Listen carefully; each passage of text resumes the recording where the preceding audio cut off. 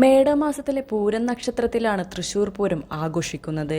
കൊച്ചി രാജാവായിരുന്ന ശക്തൻ തമ്പുരാൻ തുടക്കം കുറിച്ച തൃശൂർ പൂരത്തിന് ഏകദേശം 200 വർഷത്തെ പാരമ്പര്യമാണ് കണക്കാക്കുന്നത്. പൂരത്തിന്റെ മുഖ്യ പങ്കാളിത്തം തിരുവമ്പാടി പാറേമക്കാവ് ക്ഷേത്രങ്ങൾക്കാണ്. തിരുവമ്പാടി പാറേമക്കാവ് ക്ഷേത്രങ്ങളിലെ ഭഗവതിമാരാണ് തൃശൂർ പൂരത്തിൽ പങ്കെടുക്കുന്നതായി സങ്കല്പിക്കപ്പെടുന്നത്. തിരുവമ്പാടി ശ്രീകൃഷ്ണസ്വാമി ക്ഷേത്രത്തിലെ മുഖ്യ പ്രതിഷ്ഠകളിൽ ഒന്നായ ബാലികാഭാവത്തിലുള്ള ബാലഭദ്രകാളിയാണ് പൂരത്തിന് പങ്കെടുക്കുന്ന ഒരു ഭഗവതി. 8 ചെറുപൂരങ്ങൾ കൂടി അടങ്ങുന്നതാണ് തൃശൂർ പൂരമെങ്കിലും മുഖ്യ പങ്കാളിയായ തിരുവമ്പാടി പാറേമക്കാവ് ദേവസ്വങ്ങൾക്ക് മാത്രമായി ചില അവകാശങ്ങളുണ്ട്. വടക്കുംനാഥ ക്ഷേത്രത്തിന്റെ ചുറ്റുമുള്ള വഴിയിൽ ഇവർക്കേ അവകാശമുള്ളൂ. പൂരത്തിനോടനുബന്ധിച്ചുള്ള വെടിക്കെട്ടും കുടമാറ്റവും ഈ 2 കൂട്ടരുടെയും മാത്രം അവകാശങ്ങളാണ്.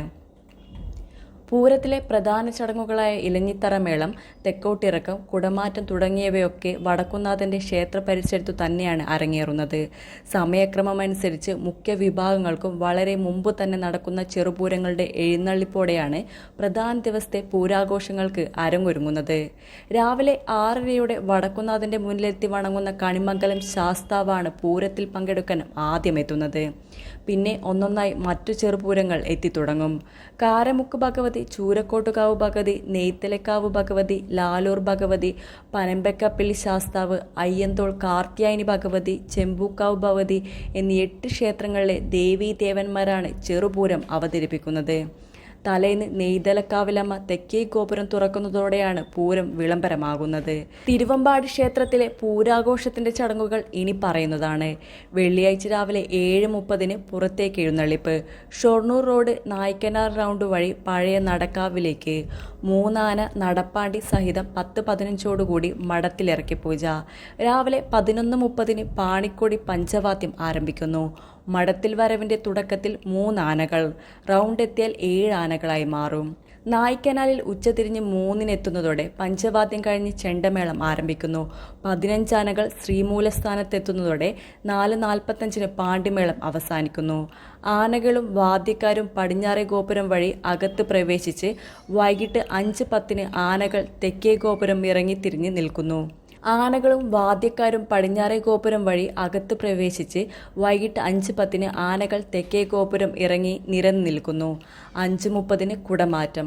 6:30 കുടമാറ്റം കഴിഞ്ഞ് തിരുവമ്പാടി ഭഗവതി എമ്മോ റോഡിൽ കൂടി നീങ്ങി രാജാവിന്റെ പ്രതിമ വരെ പോയി തിരിച്ച് റൗണ്ടിലെത്തി 15 ആനകളുമായി നിരന്നു നിൽക്കുന്നു. ശേഷം എഴുന്നള്ളിപ്പാന തേക്കിൻകാട്ടിൽ കൂടി പഴയ നടക്കാവ് വഴി ആരംഭത്തിൽ നിൽക്കുന്നതോടെ സിറക്കൽ കാണിപ്പൂജ നടത്തി മഠത്തിലേക്ക് ആനയിക്കുന്നു. 7:30 മഠത്തിലിറങ്ങി പൂജ. രാത്രി 11:30 പഞ്ചവാദ്യത്തിന്റെ അകമ്പടിയോടെ മഠത്തിൽ നിന്ന് 3 ആനയുടെ എഴുന്നള്ളിപ്പ് ആരംഭിക്കുന്നു. ശനിയാഴ്ച പുലർച്ചെ 2:30 നായ്ക്കനാൽ പന്തലിൽ എഴുന്നള്ളിപ്പ് അവസാനിക്കുന്നു. 3-നും 6-നും ഇടയിലാണ് പ്രധാന വെടിക്കെട്ട്. രാവിലെ 8:30 15 ആനകളെ അണിനിരത്തി പാണ്ടിമേളത്തോടുകൂടി ശ്രീമൂലസ്ഥാനത്തേക്ക് പോകുന്നു. നായ്ക്കനാൽ മുതൽ ശ്രീമൂലസ്ഥാനം വരെ കുടമാറ്റവും ഉണ്ടായിരിക്കും. ഉച്ചയ്ക്ക് 12:30 1 മണിക്കും ഇടയിലാണ് സമാപന വെടിക്കെട്ട്. ശ്രീമൂലസ്ഥാനത്ത് 2 ഭഗവതിമാരും വിടചൊല്ലി തിരിച്ചു പോകുന്നു. വൈകിട്ട് 5-ന് അമ്പലത്തിൽ ആറാട്ടിന് വേണ്ടി മഠത്തിലേക്ക് പുറപ്പെടുന്നു. വൈകിട്ട് 6:15 അമ്പലത്തിൽ മടങ്ങിയെത്തുന്നു. രാത്രി 8-ന് ഉത്രം വിളക്ക് നടത്തി ഭക്തർ കൊടിയേറുന്നതോടെ പൂരത്തിന്റെ പരിസമാപ്തി കുറിക്കുന്നു. പാറേമക്കാവ് ഭഗവതി ക്ഷേത്രത്തിലെ ചടങ്ങുകൾ ഇനി പറയട്ടെ.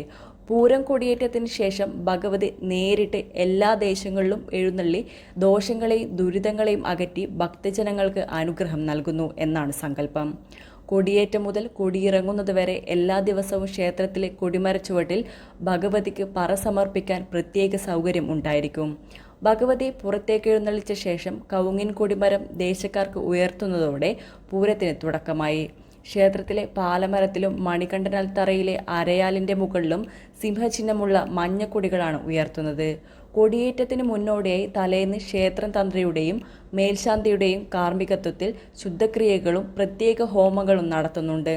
ദിവസവും നടക്കുന്ന ആറാട്ടു ചടങ്ങുകൾക്ക് ക്ഷേത്രം തന്ത്രിമാർ കാർമ്മികത്വം വഹിക്കുന്നു.